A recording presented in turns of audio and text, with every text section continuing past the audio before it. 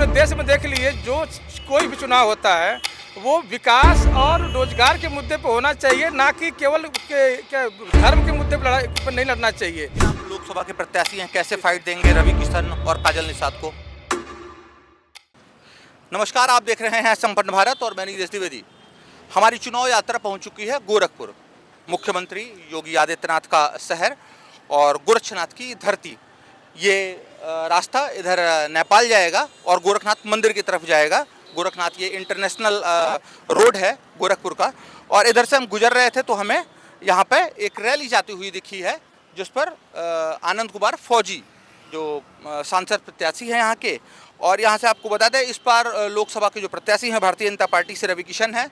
इसके पहले भी वो चुनाव जीत चुके थे। और समाजवादी पार्टी जो इंडिया गठबंधन है वहाँ से काजल निषाद हैं। काजल निषाद कई बार लड़ चुकी हैं, लेकिन जीत उनके खाते में अभी तक नहीं आई है। लेकिन लोगों से बात की हमने तो पता चला कि काजल निषाद कहीं ना कहीं रवि किशन को टक्कर देती हुई दिख रही हैं। और योगी आदित्यनाथ के लिए प्रतिष्ठा का विषय है, ये उनकी पर्सनल सीट है कही जाती है। इसके बगल में मऊ है, गाजीपुर है, जहां से भारतीय जनता पार्टी को सीटें नहीं मिलती हैं अक्सर, और बांसगांव, महाराजगंज, ये कुछ सीटें हैं जो योगी जी को मिलती हैं। हमारे साथ आनंद कुमार फौजी जी हैं जो यहाँ से सांसद प्रत्याशी हैं। हम बात करेंगे कि क्या क्या मुद्दे हैं इनके। जी, क्या नाम आपका, एक बार फिर बता दीजिए। सबसे पहले मैं अपना नाम बताऊं। अब मैं संपन्न भारत की तरफ से गोरखपुर की समस्त सम्मानित जनता को सादर प्रणाम करता हूं और ईश्वर से प्रार्थना करता हूं हमारे गोरखपुर की जनता 2024 में अनंत ऊंचाइयों को छुए। दूसरी बात मैं अपना परिचय देना चाहता हूं। मेरा नाम आनंद कुमार फौजी है। मैं सहजनवा से हूं, लोकसभा 64 गोरखपुर से सांसद पद प्रत्याशी हूँ। और सर, आज की जो जैसा आपने प्रश्न पूछा, आज की जो राजनीतिक स्थिति देश की है, वो एक समय था जब भारत आज़ाद हुआ था, लोग भारत को विकसित करने के बारे में सोच रहे थे। आज केवल लोग अपने सत्ता पाने और अपने धन उपार्जन के लिए काम कर रहे हैं। अब पूरे देश में देख लिए जो कोई भी चुनाव होता है वो विकास और रोजगार के मुद्दे पर होना चाहिए, ना कि केवल धर्म के मुद्दे पर नहीं लड़ना चाहिए। एक बात आपसे पूछ थे, आप फौजी हैं? जी जी। कब आपने ज्वाइन किया था? मैं 2001 दिसंबर में मैंने ज्वाइन किया था और 18 साल ड्यूटी करके 2019 दिसंबर में मैं रिटायर हुआ। तब से रिटायर होने के बाद मैं गोरखपुर में बच्चों के साथ काम कर रहा हूं। और गोरखपुर सहजनवा में हमारी फिजिकल एकेडमी चलती है, निःशुल्क फ्री ऑफ कॉस्ट है। कोई भी उसमें आकर के पढ़ सकता है और ट्रेनिंग लेता है। हमारी एकेडमी से पिछले 2 साल में 54 बच्चों का सिलेक्शन हुआ है। और इस दौरान हमने गोरखपुर में जो फेस किया, पूरे गोरखपुर के बच्चों को मैं ट्रेनिंग देता हूं। मैं देखा सारे बच्चे नेताओं के पीछे घूमते हैं, बच्चों को अनाथ छोड़ दिया जाता है। बच्चों के लिए ना कोई पढ़ने की व्यवस्था है, ना इनको ट्रेनिंग की व्यवस्था है। बस नेता लोग इन्हें मानसिक गुलाम बना रखे हैं। जात और धर्म के नाम पे वोट लेना है और केवल चुनाव में इनको अपने झूठे वादे करना है और सब गायब हो जाते हैं। लेकिन आप लोकसभा के प्रत्याशी हैं, कैसे फाइट देंगे रवि किशन और काजल निषाद को? सर, यही तो बात है, मानसिक गुलामी हमें जनता की खत्म करनी है। जब तक जनता मानसिक गुलाम बन के वोट देगी तो पीढ़ियां उसकी गुलामी पैदा होंगी। जिस दिन जनता जज बन के वोट देना शुरू कर देगी, बच्चे उसके जज पैदा होंगे आगे भविष्य में जा करके। अब बात यह है, जो भी प्रत्याशी लड़ रहे हैं, मैं जनता से बोलता हूं, मैं सैनिक हूं, मुझे मत इसे वोट दीजिए। आप देखिए जो प्रत्याशी ने लोगों के लिए काम किया है और जो क्या उन्होंने काम करके आपके सामने चुनाव में आ रहे हैं, क्या उनके मुद्दे हैं। अब जनता के रोजगार के ऊपर अगर आप वोट देंगे तभी देश का विकास हो सकता है। आप जात पात के ऊपर बहकेंगे। आप जो प्रत्याशी किसी पार्टी के आते हैं, जो सत्ता में है, उनका भी 5 वर्ष काम देखिए। पूछेंगे अग्निवीर पर आप क्या कहना चाहते हैं? आपने फौज को अंदर से देखा है और फौज की सेवा की है। आपने रिटायरमेंट ले लिया, बीआरएस ले लिया? जी जी।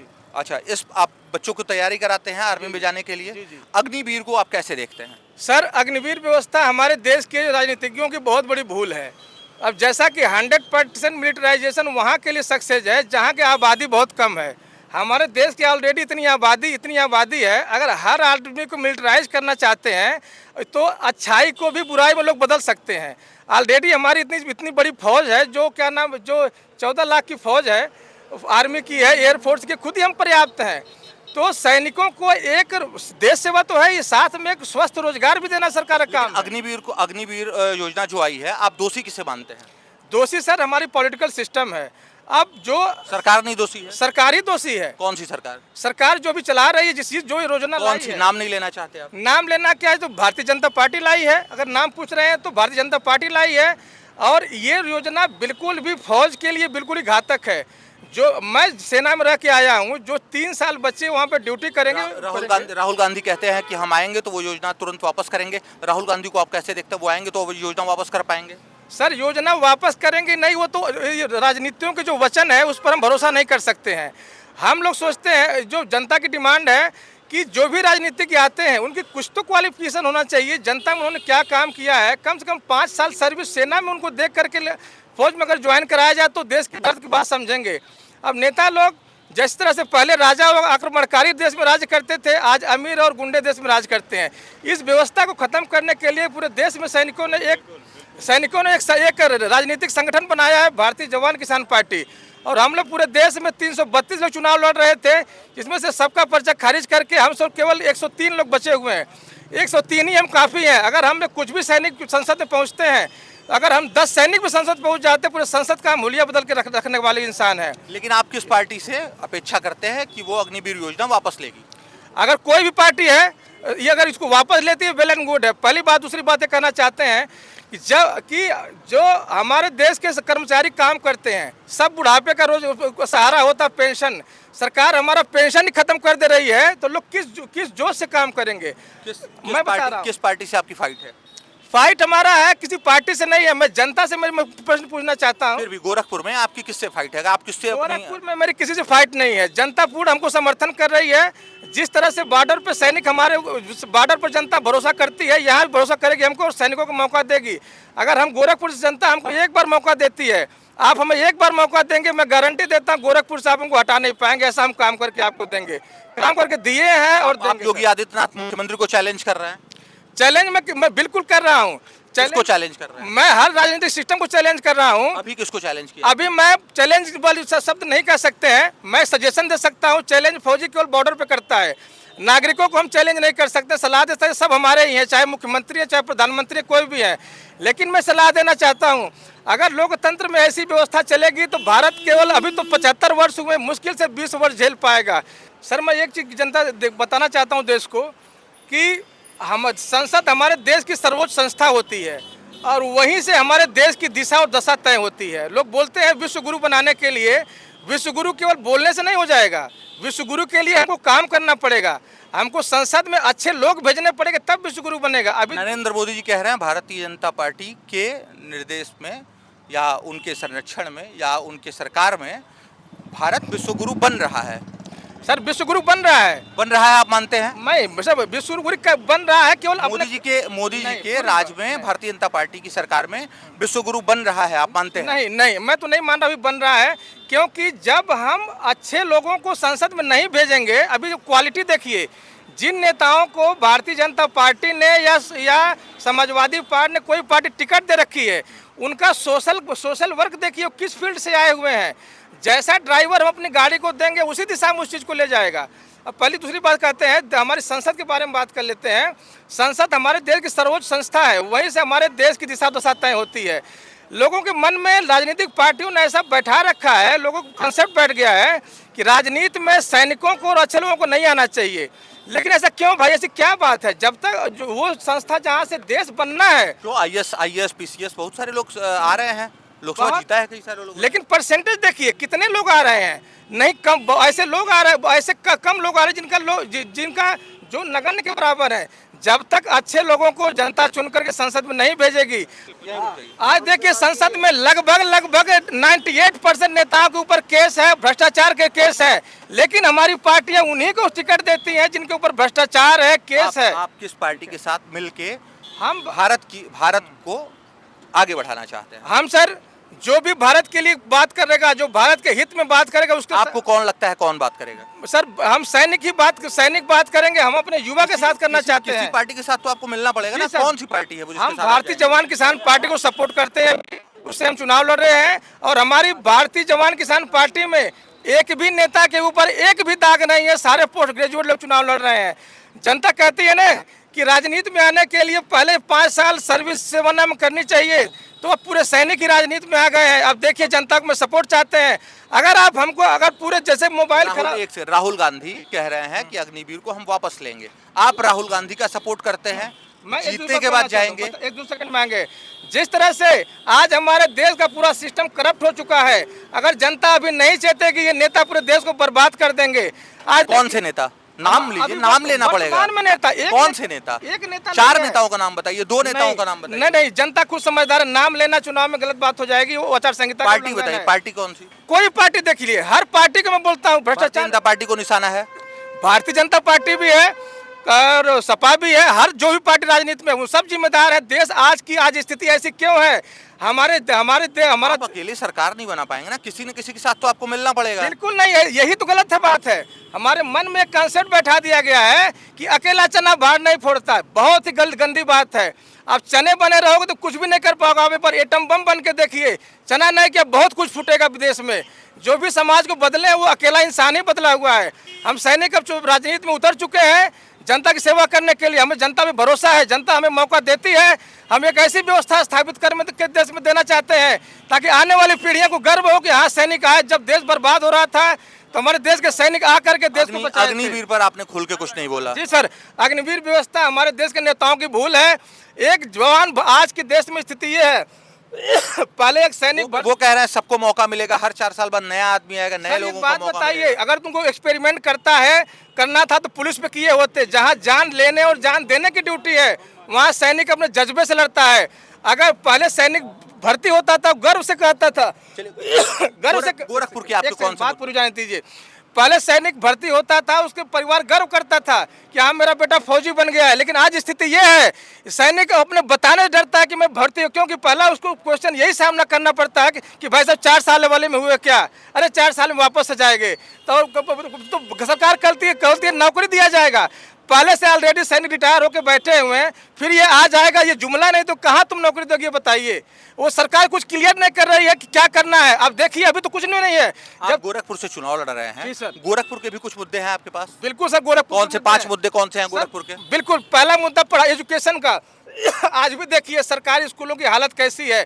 सरकार के पास सबसे अधिक धन होता है। आज हमें सरकारी स्कूलों को सुधारने के लिए वर्ल्ड क्लास फैसिलिटी हमें देनी पड़ेगी, नहीं तो प्राइवेट स्कूल हमारे देश के पूरे गार्जियन को लूट रहे हैं। इसका जिम्मेदार कौन है? केजरीवाल सरकार दिल्ली में दे रहे हैं एजुकेशन पर। सर मैं दिल्ली विजिट नहीं किया, विजिट कर जरूर बताऊंगा, लेकिन मैं गोरखपुर की बात करना चाहता हूं। आज देखिए 50 साल पहले भी प्राइमरी स्कूलों में लोग बोरी पे बैठते थे, आज भी बोरी बैठ रहे हैं। तो हम कहाँ विकास किए हुए? खिचड़ी पे हम पल रहे हैं। जो सरकार अब वो 5वीं इकोनॉमी बनने जा रही है हमारे सरकारी स्कूलों का, 5वीं इकोनॉमी बनने जा रही है, ये आप एग्री करते हैं? कहा जा रहा है, मैं उनकी बातें कर रहा हूँ, वो कह रहे हैं। अगर इतनी सारी चीजें हैं तो हमारे देश में शिक्षण संस्थानों में व्यवस्था क्यों नहीं है?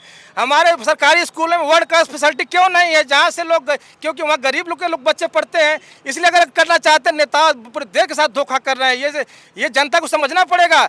और सैनिकों की तरफ से अनुरोध है, आप एक बार सैनिकों को मौका देंगे, दोबारा आप, मैं गारंटी देता हूँ किसी को नहीं चुनेंगे, एक सैनिक को ही मौका देंगे। जो गोरखपुर में पूरे देश को अगर सिस्टम को फॉर्मेट करना है, जिस तरह से मोबाइल फॉर्मेट कर दे, करप्ट हो गए पूरा देश के लोग, तो एक बार आप मौका देंगे, हम पूरे देश को फॉर्मेट करके देना चाहते हैं। आपके कार्यकर्ताओं से बात करते हैं कि हमें ऐसा प्रत्याशी चाहिए कि जो चोर न हो, बेईमान न हो, ठग न हो, और केवल सत्ता लोलुपता की उसके तरफ ध्यान न हो।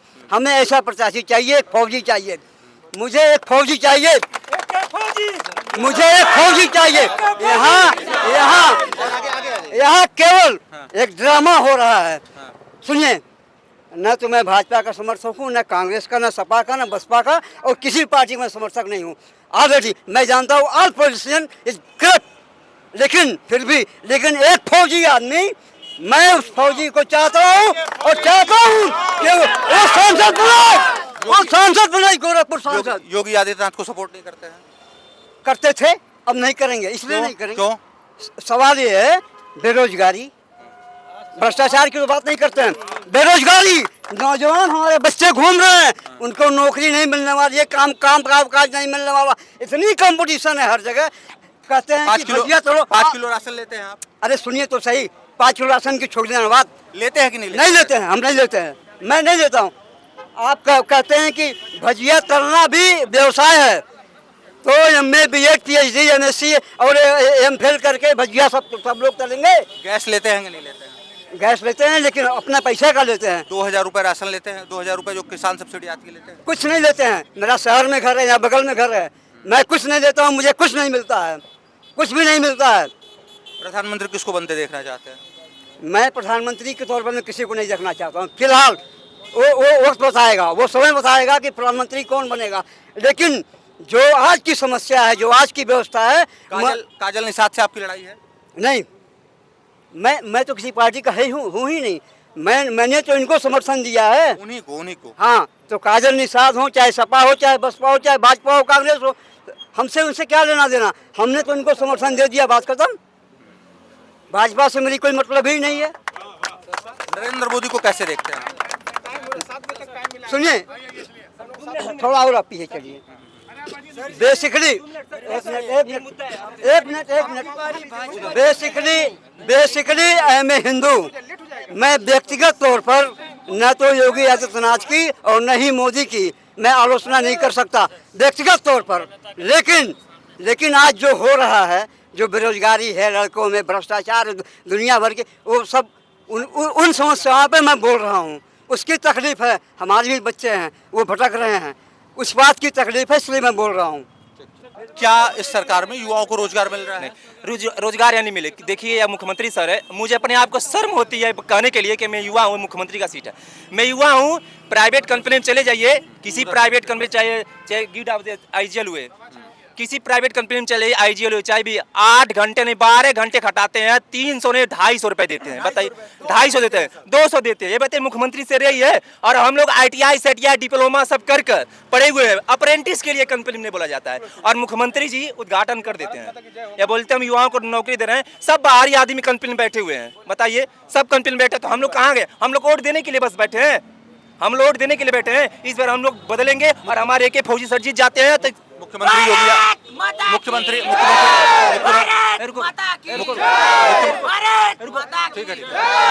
मुख्यमंत्री योगी आदित्यनाथ के यहाँ पे गोरखपुर में रोजगार मेला लगता है, बहुत सारे लोग नहीं, कुछ नहीं ITI पॉलिटेक्निक। नहीं सर, कुछ नहीं लगता। रोजगार मेला लगता है। बताइए, रोजगार मेला लगता है, जो बीटेक सीटेक कर 8,000 10,000 में दिल्ली जाएगा काम करने, 4500 2000 किसको दोष देते हैं? किसको दोष देते हैं? हम दोष देते हैं मुख्यमंत्री जी को। कौन मुख्यमंत्री? योगी आदित्यनाथ जी का। क्योंकि आप गोरखपुर में अच्छी कंपनी में बैठाइए, कंपनी के लाखों बैठ रहे हैं गोरखपुर में, लेकिन अच्छी से तनख्वाह नहीं देती है। बताइए, आप 200 में 8 घंटा करेंगे काम नहीं करेंगे ना। हम मुख्यमंत्री जी से हाथ जोड़कर निवेदन करता हूँ, सभी प्राइवेट कंपनी को 8 घंटे का 500 करिए, नहीं तो इस बार हम लोग सरकार बदलेंगे। युवा लोग पूरे सोचे हैं, पूरे युवा लोग सोचे हैं। हाथ जोड़कर निवेदन है पूरे कुर्सी बैठे हुए नेताओं से।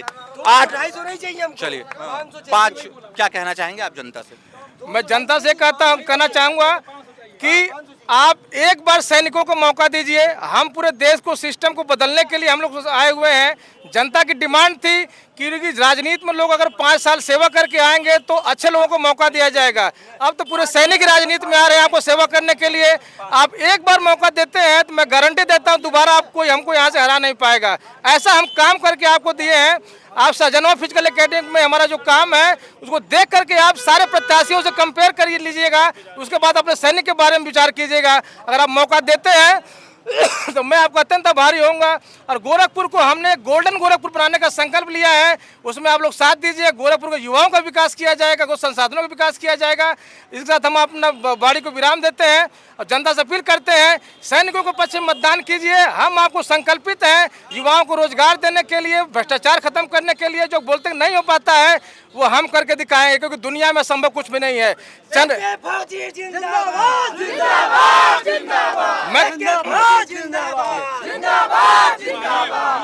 मैं कहना चाहता हूं जनता से, अगर आपके अंदर कुछ करने की इच्छा है तो किसी के साथ मत देखिए। आप अपने आप को चना समझेंगे तो गलती है। अपने आप को एटम बम बनिए, एटम बम समझिए। पूरी जनरेशन आप बदल सकते हैं। चना मत समझिए, एटम बम बनिए। और भारत का प्रत्येक सैनिक एटम बम है। हम पूरी दुनिया को बदलने की क्षमता रखते हैं। हम भारतवर्ष को बदल के रखेंगे। ये से गोरखपुर में हम करके दिखाएंगे। शुरुआत गोरखपुर से होगी। जय हिंद, जय भारत।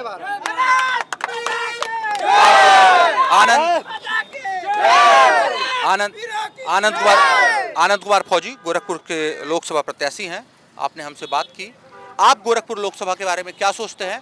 कमेंट बॉक्स में अपनी राय दीजिए और देखते रहिए संपन्न भारत। नमस्कार।